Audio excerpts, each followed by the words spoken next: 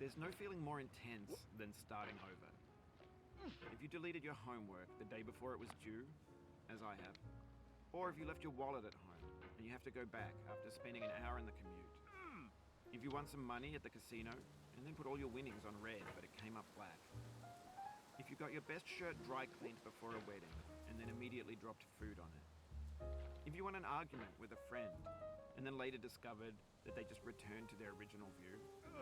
Starting over is harder than starting up. If you're not ready for that, like if you've already had a bad day, then what you're about to go through might be too much. Feel free to go away and come back. I'll be here. Alright, thanks for coming with me on this trip. I'll understand if you have to take a break at any point. Just find a safe place to stop and quit the game. Don't worry, I'll save your progress, always, even your mistakes. This game is a homage to a free game that came out in 2002, titled Sexy Hiking. The author of that game was Jazzuo, a mysterious Czech designer who was known at the time as the father of B games. And B games are rough assemblages of found objects. Designers slap them together very quickly and freely, and they're often too rough and unfriendly to gain much of a following. They're built more for the joy of building them than as polished products. In a certain way, Sexy Hiking is the perfect embodiment of a B game. It's built almost entirely out of found and recycled parts, and it's one of the most unusual and unfriendly games of its time. In it, your task is simply to drag yourself up a mountain with a hammer. And that act of climbing, in the digital world or in real life, has certain essential properties that give the game its flavor. No amount of forward progress is guaranteed. Some cliffs are too sheer or too slippery, and the player is constantly, unremittingly in danger of falling and losing everything. Anyway, when you start Sexy Hiking, you're standing next to this dead tree that blocks the way to the entire rest of the game. It might take you an hour to get over that tree, and a lot of people never got past it. You prod and you poke at it, exploring the limits of your reach and your strength, trying to find a way up and over. And there's a sense of truth in that lack of compromise.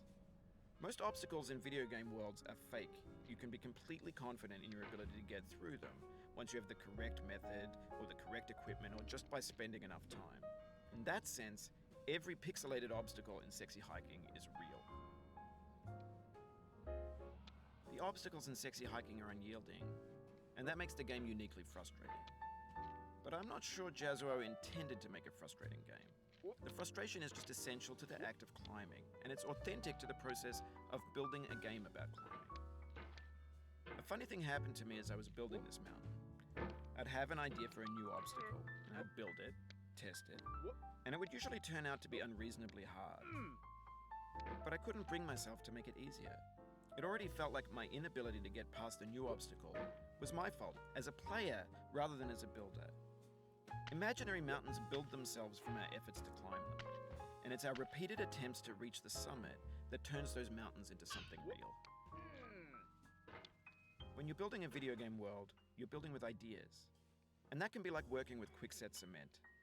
You mold your ideas into a certain shape that can be played with, and in the process of playing with them, they begin to harden and set until they're immutable, like rock. And at that point, you can't change the world. Not without breaking it into pieces and starting fresh with new ideas. For years now, people have been predicting that games would soon be made out of prefabricated objects, bought in a store and assembled into a world. And for the most part, that hasn't happened, because the objects in the stores are trash. I don't mean they look bad or that they're badly made, although a lot of them are. I mean they're trash in the way that food becomes trash as soon as you put it in the sink. Things are made to be consumed and used in a certain context, and once the moment is gone, they transform into garbage. In the context of technology, those moments pass by in seconds. Over time, we've poured more and more refuse into this vast digital landfill that we call the internet. It now vastly outnumbers and outweighs the things that are fresh and untainted and unused. When everything around us is cultural trash, trash becomes the new medium, the lingua franca of the digital age. And you can build culture out of trash. But only trash culture. B games, B movies, B music, B philosophy. Maybe this is what digital culture is. A monstrous mountain of trash, the ash heap of creativity's fountain. A landfill with everything we ever thought of in it. Grand, infinite, and unsorted.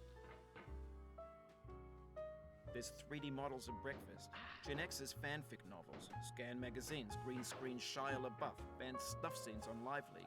Facebook's got lifelike bots with unbranded adverts and candid shots of Kanye and Taylor Swift mashups, car crash epic failed GIFs, Russian dashcam vids, discussions of McRibs, discarded, forgotten, unrecycled, muddled, rotten, untitled. Everything's fresh for about 6 seconds.